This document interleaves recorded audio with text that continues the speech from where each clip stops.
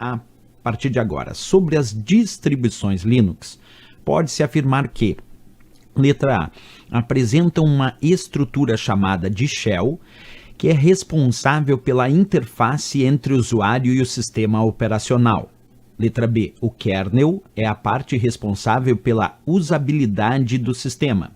Letra C, não apresentam interface gráfica. Letra D, utilizam somente atribuições de software proprietário. E a letra E, o principal sistema de arquivos utilizado é o NTFS. Bem, pessoal, vamos pegar alternativa por alternativa. Quando ele falou sobre as distribuições Linux, quando a gente fala sobre distribuições Linux, a gente pode imaginar que existem variadas distribuições Linux no mercado, que são sistemas operacionais, como o caso do Ubuntu, como o caso do Mandriva, como o caso aí do famoso Red Hat, que foi uma das primeiras distribuições Linux que acabaram popularizando o uso desse sistema operacional, o Debian, que também é uma outra distribuição Linux bem famosa. Isso significa dizer que existem muitas distribuições Linux que são sistemas operacionais que utilizam o que a gente chama de kernel. Kernel é o núcleo do sistema operacional e o kernel destas distribuições Linux é o próprio Linux. Então, quando a gente observa aqui a questão, ele diz assim: apresentam uma estrutura chamada de shell, que é a responsável pela interface entre o usuário e o sistema operacional. Então, basicamente, nós temos as distribuições Linux e nessas distribuições nós temos o kernel, o núcleo, que é o próprio Linux em si, mas nós temos também uma parte que forma a interface com o usuário, e essa nós chamamos de shell. Percebe? Kernel é o núcleo do sistema operacional e shell é a parte que forma a interface de comunicação entre o usuário e a máquina. Portanto, a resposta da letra A de América já é o gabarito, porque quando ele diz que as distribuições Linux apresentam uma estrutura chamada shell, sim, e essa parte shell, que é a concha, ela é responsável pela interface entre o usuário e o sistema operacional? Perfeito, exatamente isso. Então a resposta da letra A de América já é o gabarito do sistema. Agora, se a gente pegar a letra B citava o kernel é a parte responsável pela usabilidade do sistema. Aí está errado, porque o kernel é a parte que forma o núcleo do sistema operacional. Então, repetindo, o kernel não é a parte que forma a interface, não é responsável pela usabilidade. Quem é responsável pela usabilidade é justamente a interface, é justamente o shell.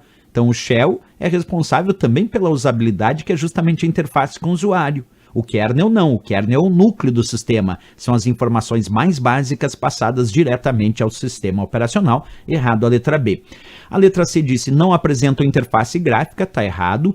As variadas distribuições Linux apresentam também interfaces gráficas para o usuário utilizar, como o caso do KDE, que é uma interface gráfica para distribuições Linux, o GNOME, que é um outro exemplo de interface gráfica para distribuições Linux, e tanto o KDE quanto o GNOME ou outras interfaces gráficas que existem dentro do Linux são utilizadas para criar janelas, áreas de trabalho, ícones, barras de tarefas que facilitam a utilização do Linux. A letra D disse, utilizam somente atribuições de software proprietário. Errado. O Linux e as suas distribuições, eles recebem uma tarimba, nós chamamos de software livre, que é o contrário de software proprietário. Software livre é aquele que eu posso usar como desejar, que eu posso modificar de acordo com as minhas necessidades, que eu posso criar cópias, até mesmo redistribuir essas modificações para que toda a comunidade possa ter acesso às modificações que eu fiz. Quando nós falamos de software livre, nós também temos acesso ao código-fonte, aos códigos de programação que foram utilizados para criar aquele software. Portanto, eles têm o código-fonte aberto.